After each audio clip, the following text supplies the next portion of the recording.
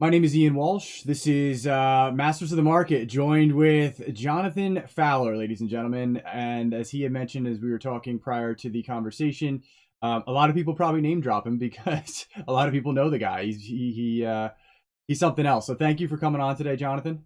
Hey, and it's my pleasure, man. This is a really big deal for me. Like I said before, I think I've said it when I talked to James Horner that every time I get a chance, every time I'm in your area, anything like that, I try and see what you're doing. Obviously, you're dominant in your area, and as far as I'm concerned, dominant in the field. So this is my pleasure, not yours. Thank you. I appreciate that. Today, are you out of Texas today? Is that right? Yeah, believe it or not, I Okay. I, I travel about 45 weeks a year, but right now I'm home this week for Thanksgiving. Knock on wood. Sounds good. So, a lot of people that are watching this will already have heard your name in some capacity in terms of like maybe they know the industry a little, maybe they know you well, maybe But I think something interesting that we had kind of mentioned prior to this, two things actually. One, your company being Hancock Mortgage Partners is, and I originally approached you when I was trying to do my own due diligence and thinking, okay, are you a mortgage broker or banker? I wasn't sure myself. What I was actually really fascinated by was the fact that you are we're not actually neither of us are in the business of real estate, and people don't really always grab that. We're actually in the business of marketing. Yes, sir. um, so as I looked at your YouTube channel, and I'm looking, and I spoke to the individual that connected us. I realized you're a guy that obviously gets it. We're not in the business of real estate is our widget. Lending is our widget.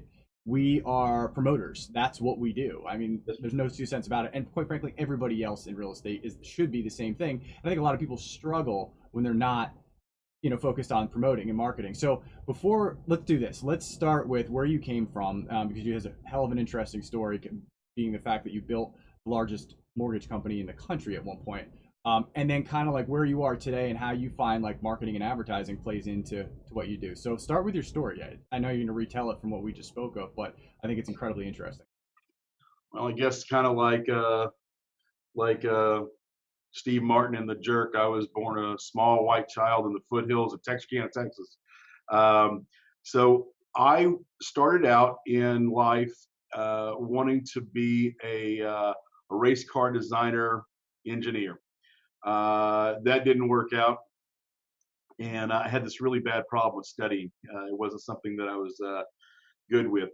Ended up working in the oil field for quite some time, following in my dad's footsteps.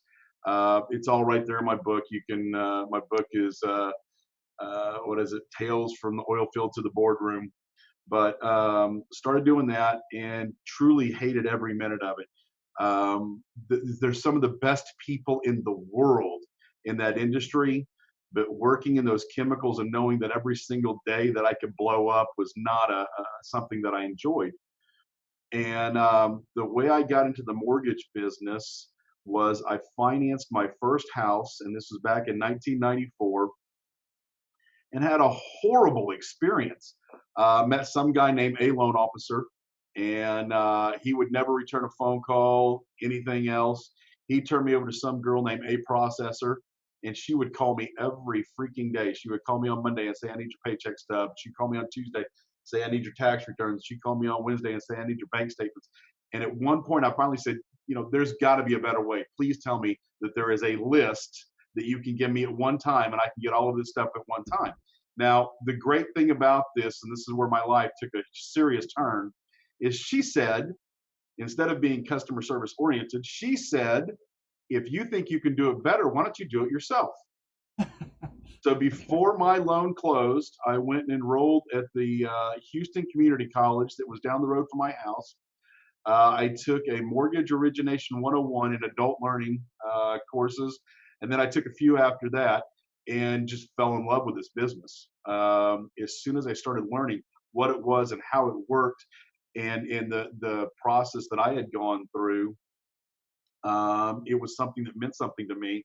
And I came up with this brilliant idea that as soon as I start making as much money in the mortgage business as I do in the oil business, then I'm going to quit my oil field job and I'm going to be a mortgage guy. Not paying attention to, if you make 75,000 over here and you're making 75,000 over here, that you're truly cutting your pay in half when you make that decision. You're not going from 75 to 75, you're going from 150 to 75. So did that and learned from those mistakes, but got in the mortgage business full time and ended up going with a local company here in Houston that I opened up a branch for and did that for quite some time.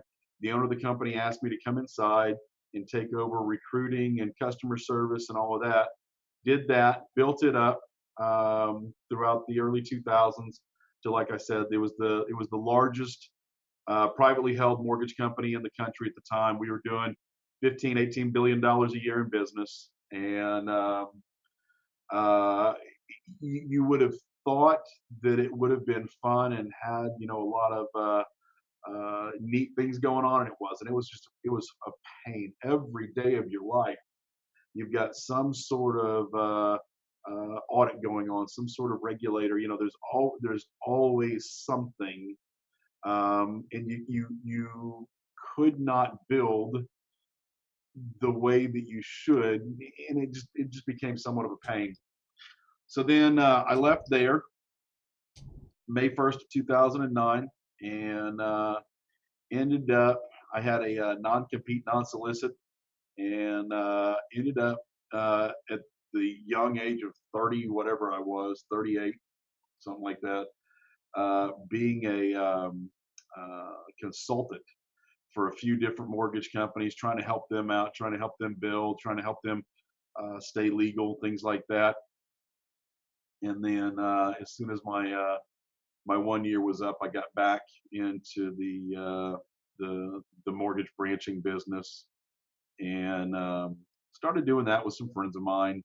Um, they didn't have the mindset to truly build something. It was more of an ancillary what if kind of thing, and ended up right before I left the very large company. Met a man by the name of Hancock. He was introduced to me by a common friend in the closing attorney business. In Texas, we have to use closing attorneys. And met him, and he and I had lunch together every month, every other month for quite some time. And it just was not a good fit for me to come over to this company at the time, just because of some of the people that he had here. There was a bunch of those old countrywide middle management guys that were making more money than they'd ever seen in their life, and they had no idea why they were making that kind of money. And when those guys finally flushed themselves, kind of deal, at that point, I agreed to come over here and help Mr. Hancock build this company, and that was July 1st, 2013. And from that day forward, we've never looked back. We continue to grow every single year. We try and help, sort of like same thing with you. We try and help as many people as we possibly can. That's not on the mortgage side. I talk to probably 10,000 real estate agents a year and teach them how to build their business using social media, how to build their business using the platforms that they already have, that companies already give them or that they need to get. So, in a nutshell, and I know I've taken up way too much of your time, but that's where I came from and where I'm sitting at today. No, it helps me. I'm sitting here taking notes as you're saying things, so I don't overlook some things that really cued in on what I'm hearing. So one, I think if you go back to the beginning of your story and the girl would say, "Can you do it better than me?" It triggered something in my mind that I always tell people. I think I was a lot more ferocious maybe in the beginning of my career. Yeah. Like I'm always like, just don't give me a reason, right? Just if you don't want a problem, just don't give me a reason, because that's all you need. You give me that reason, you get. And I was just listening to, I don't know if you're a football fan, but they have I forget what, Richard Sherman. He's a cornerback, or he's plays in the secondary for the Giants, or I'm sorry, 49ers.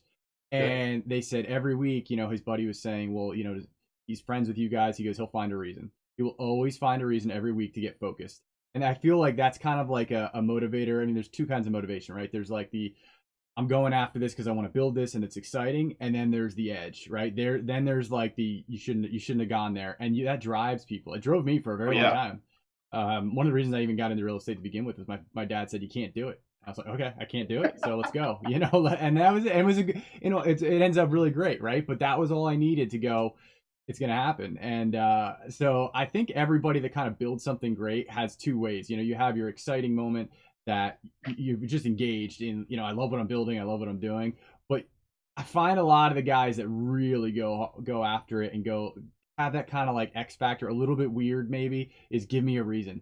But that drives you, and I'm sure that you would agree. As you not, I'm looking around. You have The Sopranos behind you. You got Scarface behind you. You know, you've got a pretty aggressive side to you in a good way. I'm sure it's made you successful in a lot of ways. And I'm sure, probably like me, you've also learned how sometimes it's better used at sometimes than others because it can get you in trouble sometimes too, or maybe not the result that you were looking for is what I've found with myself over the years. Um, so as you, I mean, you came through, and as I'm hearing you talk about what you built, like I don't think that can be understated in this conversation. So I, my partners and I, we run what you would be considered a mom and pop shop for private lending. We're probably the biggest in the area, but it's still a mom and pop run because the thought of building what you built scares the hell out of us. Like we're like, I don't want that. Like, and I, No. you went through it, and so you are doing something differently the second time around. You realize everything you don't want and how big and massive something could get and how it's like this isn't what I want. So can you tell me like the difference between round two and round one and what you're doing differently to make your life easier, happier, more enjoyable than what most people would think? Oh, I want to be the big part of this huge $1 billion operation. When in reality, it may not be for everybody. Well, there's a couple things. Here's something that I learned really quickly when the crash came. And were you in the business during the crash? Well, that's when I jumped in, like Okay. literally Lehman Brothers and fire sale on like a Monday. I was like 3 months into the business. I'm like, this sounds. I don't know what this means, but okay. Yeah, So picture this. Let's say you close 1.8 billion this month in business. I can't. I Next picture that. next Yeah, month you close 1.5 billion.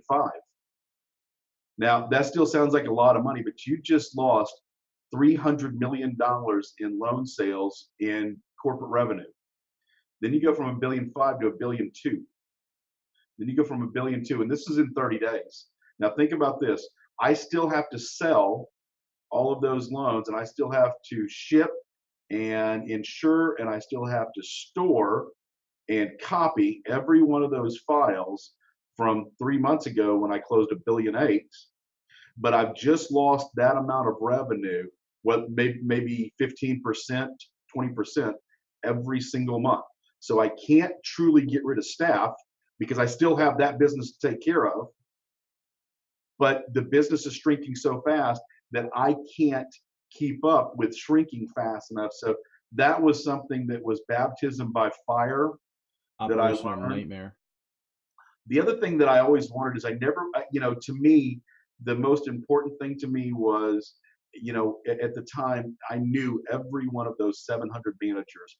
I felt like I was part of their family. I was in their weddings. When their kids were born, I was there, things like that. And I always wanted to take that away. So one of the things that I always said, if I ever got a chance to do this again, I want to be a true community lender. I want to be in the tier two, tier three markets. I'd much rather be in Royersford, Pennsylvania, than I would be in Manhattan, New York. I'd much rather be, in Sugarland, Texas, than I would be right dab square in the middle of Los Angeles, California, kind of deal. And there's nothing against those cities. It's just those don't fit me per se, like being that community lender. So one of the things I said is I wanted to be not only a community lender, but I wanted to be part of the community. I wanted to actually have ties in that community. And I make a statement all the time. I want to sit on the zoning board. I want to be sitting on the church pews, the PTA meetings, whatever that is what I want to be. Whether it's like one of my guys, Greg Peckman in Tennessee. One of the things he does every time this year is he feeds homeless vets, and he feeds vets that maybe don't have the ability to take care of themselves, kind of thing. So that's what I want to be, and we've done a really good job of doing that. If you keep it, it's one of those things where people say, if you're not growing, you're shrinking, and I can understand what that means, but as long as you're growing at a methodical pace and you're growing with the right people above anything else, you're growing with the right people, then you will be safer than not. If you remember being back in the crash, I don't know if you did this, but I know half the people that I grew up with in this business, every day they would go to the implodometer and see who was crashing that day, so we knew who not to sell loans to or who not to broker a deal out to or one of those things. And I'd rather build a safer company that is actually bringing true value to the market instead of just churning and burning loans kind of deal. Does that make sense? It does. It really does. One thing I've always said to people when they're getting finding their way into real estate, meet a lot of new people, is that like your personality has to meet your vehicle. Like when that Yep. matches, you can become really good. So you found, I mean, you took everything that you needed to do or didn't want in building a business like this, and then implemented it in round two. And now you're probably a much happier person Uh, from learning from that. And I always tell people like the easiest way to look at it is like if you're a natural salesman with no operational ability, you shouldn't be a landlord. I come from a background like it's just the truth, right? But if you're a grizzled guy and you have no ability to sell, but you really understand discipline and stuff like that, you should be a landlord. You're probably fit for it if your stomach can handle it. I come from a background, I built a very large management company in the area, so like I kind of got a taste of what a lot of people are capable of handling. And it sounds like you have found over an unbelievable run of the most extreme possibility of what you do not want or you do want was afforded to you because you built that other prior company. So you like look back and you're like, I would never do it again, but I learned more than I could learn in lifetimes in that period of time. One of the things I'd like to add to that, because you hit a really good point, and I will say that this came with age, is and you and I have been doing this long enough. If you started in 3 months before the crash, all of that, we've both been in it long enough to realize this. And if you haven't, which I'm sure you have, or anybody in your audience hasn't, realize what your limitations are Hmm. and work on those. Don't perform them, don't perfect them. Find somebody else. So I'll give you a prime example. Me myself personally, I don't have an ounce of detail in my system. I'm a huge fan of these personanalysis tests. I like it. Yeah. So if you look at where the green is, especially in the middle one, that's detail. I have none. I have zero detail in my system. So I figured that out. So what that means is I should never be an accountant. I should never be a CPA. Any of those things, but highly aggressive.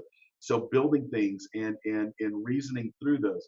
So my point being is figure out what your liabilities are and what you're not good at, and hire that out and trust those people. Where that processor said, if you think you can do a better job than me, I can't. I could process the hell out of one loan a month and still be absolutely miserable. But what I can do is I can market and I can bring value to that market. So that's what I'm going to do, as opposed to you probably don't want me working in your compliance department. So that's really interesting. What you were, you probably more. I've had a couple of guys on this interview that in their niche they reached a similar level to where you were. But ultimately, what they were, when I say that, I mean due to scalability. So what you've just basically stated to me is, and where a lot of people I'm sure you bump into, and a lot of the agents you speak with across the country are limiting their own ability to scale due to their Yep. own personality traits. And you realize that you're like, this is what I'm good. And there's like no shame. I feel like people want to break their own back. They want to whatever, feel like they can do this. Like there's some sort of merit or some sort of badge. I mean, I always tell people there is one reason we're here. It's for money. And if that is a less efficient way to achieve you getting money, why would you do that? But when you can step out of your own way, what you became a master of truly is the ability to scale. You recognize your own faults, you recognize what you're world class at, and you said, I'm doing the world class activities and the stuff I'm not good at. Like I gotta offload it. And then it probably just shot you through the roof in terms of when you identify that like skill set or ability in your own world. I mean, you And literally it will help your mental more than anything else. and if you have that on your desk, that is in the forefront of your brain constantly. Right there, every single day. Yeah, I mean, Every single day. it's that important, right? So I think that's fantastic. You had mentioned something. I want to talk about something. Since you've actually really seen a crash, and from a level of not just like sitting on the news, like you were part of seeing this crash at a massive level. You mentioned a comment earlier, which I think about when people are middle level management, you mentioned, or I see it in other areas of the industry, is when people are making money that you look around and you go, man, that is way too much money for your talent level. Like it just is. Like you shouldn't be making that kind of. You don't know why you're making the money. You refer to it in middle management. That is a part in the market with me because I'm constantly as a lender, I'm constantly looking for where's the top of the market. You know, how close are we? And certain things start to feel similar to the way they felt maybe a few years back in different ways. But then every time something goes through the roof, or the stock market goes through the roof, but it doesn't mean it's not going to happen again. We're always thinking when. So what have you noticed that correlates to 2008, 2009 to where we are now? That was just one indicator that popped up to me, which is people making money that shouldn't have that kind of money. What have you seen, or what are your thoughts? We're in so much of a different world, and there were indicators back then that will never be out there again. Now, there'll be obviously new indicators coming up. We're not, this is just one old man's kind of theory, but we're not going to ever have that again. There'll always be corrections no matter what. Um, and I kind of compare it, somebody was asking me almost that same question the other day. Is this a good time to buy a house? It's always a good time to buy a house because you're paying for somebody's house, whether it's your own or something else, no matter what. And if you're comfortable with what that payment is, because that's where a lot of people think is what that payment is. I actually compared it the other day. I had a group of guys that were around and they were asking me that question, and I compared it this way. If you're a car guy, which I am, I'm a huge car guy. If you're a car guy, you just saw a major shift in that market coming up. It just passed through. Here's what it was. So on the C7 Corvette, which was the 2019 Corvette, we went through a dramatic change because the C8 is now a rear engine car. They started leaking this information probably about a year ago. They were showing, and I've got a point to this, I promise you. They were leaking this information. They showed it driving around Bowling Green, Kentucky with the camouflage on the outside of it and things like this. Now, what you could tell for the market was the 2019s were still selling, but not at the rate that they had been for years because the new one was coming out. The latest and greatest was coming out. So all of a sudden, the new 2019s dropped by $10, $20, $30,000 in value and in sale price because people waiting for that newest, latest, and greatest, the newest and latest, greatest technology. So there's always an indicator, and I don't really want to, give my, what I see, anything like that. I just don't see it in the mortgage business right now. There's always going to be some sort of difference in value. The west side of town may not be the hot spot anymore, and it may be the east side of town. So there'll be some sort of difference in value. But the way that crash fixed all of the, before, all you had to do was fog a mirror and you could get 100% LTV on a loan. Sure. Wall Street was selling garbage that should have never been bought, sold, asked for, described, anything, and it's just not there anymore. I am a little nervous about some of these non-QM products that are coming out. I am nervous that as much as I think even internally in our own industry, the media in our own industry, as they're telling you, if you're not doing QM loans, then you're going to be so far behind and blah blah blah. And then you look and see that 3% of the market is non-QM loans. But I do think that there will be some sort of issue, maybe not with credit, maybe with overextended payments, whatever that may be. And I think we've seen a little bit of that right now if you're paying attention to Freddie and Fannie. And when they made the change in back-end DTIs, I think you're seeing a little bit of issues with that. I think you're going to see a correction in some products, some correction in some agencies. But I am a little nervous about these non-QM products, and it may be completely just a raw spot from things that I went through going through the crash. But my thing is if you can give somebody a loan based on their bank statements without knowing what the outgoing is, kind of thing, only paying attention to their deposits and not knowing what's true about who it is that's borrowing the money. As long I guess as long as you're keeping low LTVs, you're going to be okay. But I would be very careful with that. And then there's always going to be the trendy, the fashion. Whenever they start building new townhomes or waterfront property or whatever that may be, in a building in a new subdivision, there's always going to be a correction in price. But buying a home is still the smartest thing that you can do, no matter what, because you're going to pay to live somewhere, and you may as well be paying yourself, especially when you're talking about 3% interest rates. You may as well be paying yourself instead of paying somebody else, as far as I'm concerned. Yeah, I think it's interesting. I think the 3% interest. I always, a healthy economy, quote unquote, survives at 6% interest. So at 3%, we're at historical lows. So like Oh, the cost of money right now for people is off the charts low. Like if you're gonna buy, like I don't even know if price is real at this point. It's just simply interest rate is crazy low. why would So you then pay cash? Why would you pay cash for a house or a free money car? as it is. It's free money, right? 3% is free money. I'm like, I had a student loan back in the day that I was like paying like something like that, like 2.5%. And my mother kept saying, "Hey, do you want to pay this off?" I'm like, "Why would I pay off free money? Like it cost me nothing to have this money outstanding." And I never thought in a million years that the mortgage industry would be at that 3% rate. Like that's crazy.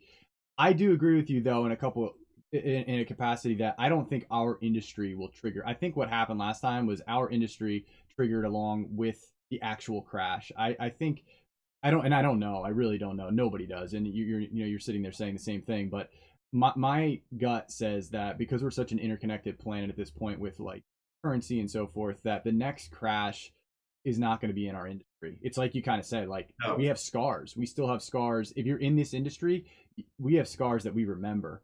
And when you can remember things, it means you can protect wealth. When you can protect wealth, the crash doesn't make sense. So it's going to be something that's like Student loans? student loan devaluation of the dollar or like something nuts overnight that people can't see coming. And then you have like I remember that 90-day run that you were talking about when you went from 1.8 to 1.5. I remember that very specifically because I was trying to wholesale properties at the time and going every 30 days the value of the property is dropping. Like, right? So you can only go back 30 days to find the value. Now you can go back a year, 2 years, whatever it is. 30 days and you were outdated. It was, Yep. it was insane. So, um, I always like to ask certain guys that question about the market because of perspective. And I think the important thing to talk about in this is that you have a perspective that very few people will ever get to experience. In the fact that you built a company that was so large in overseeing an industry. I mean, you were on the pulse of creating the pulse of the industry at that time. What I would like to talk about is people are going to see this and then you're actually going to be not in Texas, you're going to be in the Pennsylvania area next week. So, or when you watch this video within a day or two. So I want people to come and see you. What is the event about? Why are you coming up here? Give me some background on that. I'd really be interested in that. So, and it may be more than you want to hear, but I'll make it quick. So, However you in want. 1994, when I got in this business, I was working for a mortgage broker. And basically, what he did is he handed me a handful of rate sheets and a box of donuts and said, "Go get loans." And I was supposed to go to real estate offices, and they were supposed to they were going to trust me with that one and only transaction they had that month in 1994, just because I had rate sheets and donuts. And I learned very quickly that if you didn't bring value to your industry, if you didn't help others, that there really was no place. You were kind of like a pariah or a leech or one of those things that sucks on the side of one of the sharks swimming in the ocean. So I learned very quickly you've got to bring value to your business partners, and I kind of preach that and teach it in all of my classes. Why on earth any real estate agent would continue to give business to somebody that never helps them grow their business? I have no idea. It makes zero sense to me. So what I do It's like taxes. exactly, It's exactly. like taxes, right? But at least with taxes, I get a road or a That's right. bridge or something like Yeah. that. If I'm just a loan officer that's leeching off of you and I do nothing to help you, or an insurance person, or a home shield warranty person, or whatever that may be, if I'm not doing anything to help you build your business, I have no value. big deal. You can get my loan closed on time. So can 100 other guys. Mm-hmm.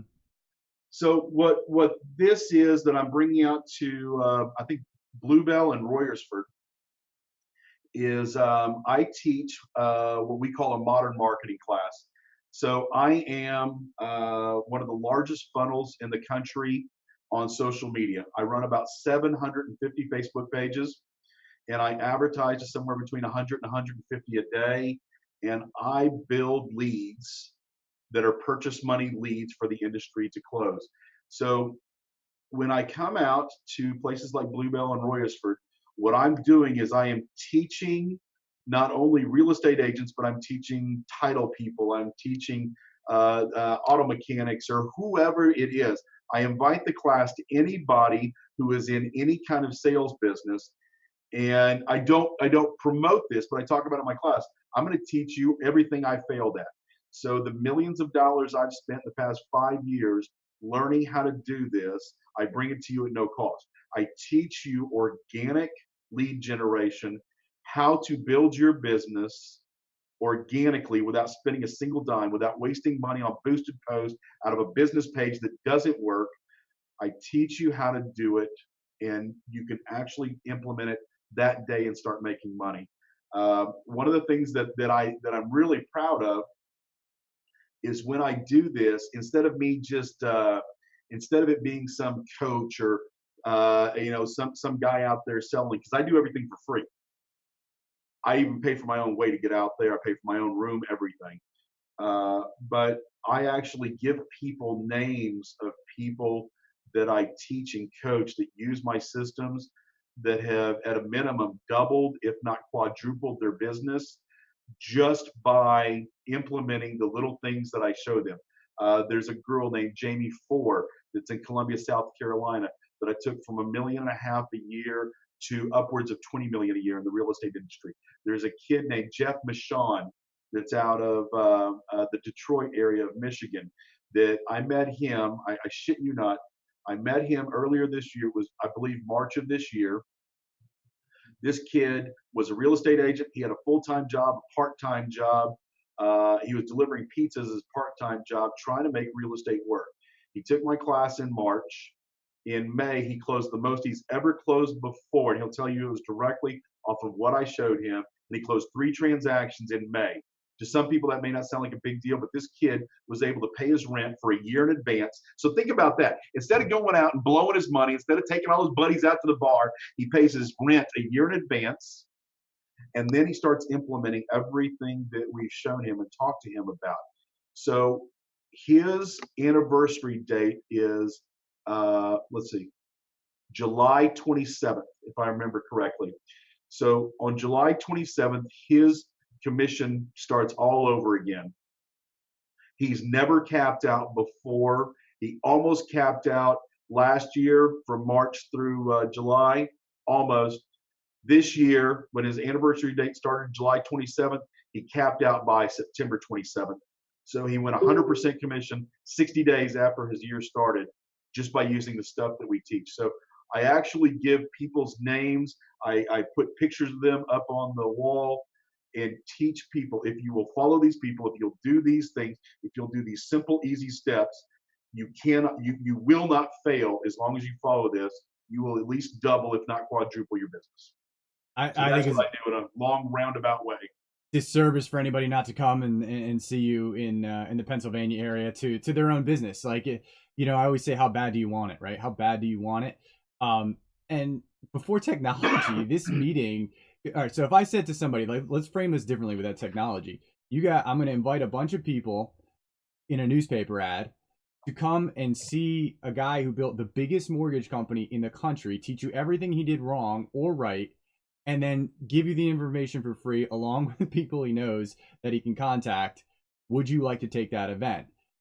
People, like, I feel like technology is amazing as it is. I feel like the gap that it bridges between meetings that people could never have in the past is incredible. And you get to be, 4 people. And I think for somebody to overlook that opportunity, where they would have given an arm and a leg to take that meeting 20 years ago when they couldn't even imagine meeting this person in that capacity, I think it's insane. So I know what, just building my business of my own, what you've gone through, and to be able to pass that information to people is there's networking events in area, there's real estate events, and then there's events every now and again that come along like this that really aren't just going to exchange numbers. This is how you're going to change your life over the next year, whether you're delivering pizzas, whether you're the other individual. It's like if you want it and you want to follow it and you're open to listen, like change your life, like, or don't, but that's up to you, right? So Stick with the don't, because that's a couple things that, so first of all, I don't give out my presentation to anybody, because if you didn't have time to show up to the class, I certainly don't want you getting off of my, anything off my stuff. Anybody who does show up, I have a team of about a dozen millennials here in Houston that we do, and this is at no cost. We'll do everything. I'll build you a funnel. I will build your celebrity page for you. I'll hook up your APIs so your systems perform correctly. Your CRM, I'll get it to where it performs correctly. Whatever it is, but I am not politically correct. I am very harsh. My language can be very harsh, but it's because I only work with a specific group of people, and I will do anything in the world for those people. If they will try and if they will work, then I'll help them all day long. But I get this every time after one of those classes, because everybody has my information. Everybody has my cell phone number. Everybody has my direct line. Everybody has my email address, whatever. And I'll get those questions after the class, and they'll call up and they'll say, "Hey, I need your help." And I'll say, "Okay, what have you implemented since I was there in Royersford? Blah blah blah." Well, I haven't done anything yet. Okay, like call me when you do something. And I hang up. It's just that quick and easy. But the people who get it, I just got something. I'm actually going to go live, so it's okay. Can I read you something real quick? yeah, do it, man. Yeah, go ahead. All right. So I don't know if you know this lady, but this lady is actually not only one of the best as far as I'm concerned in the business. She and James Harner are the best of friends. She's the one who brought James Harner to the company he's at now. She is a mentor. She is a coach. She's been in the. I'm not exactly positive. I may get this screwed up. Her name is Sheila Fageron. And Sheila has been in the real estate industry, I believe, for 17 years. I'm not positive, but she's closed like 7,000 transactions in 17 years. So, I mean, huge numbers. But so this is from her. This is a text message I got from her last Friday. Okay. And I'm going to go live here about this in a second, because very rarely do I ever get to see the benefit that I bestow upon people from taking this. So this is what she sent me. Johnny, I wanted to say a special thank you. If I had not met you and gone through your class, I would not have been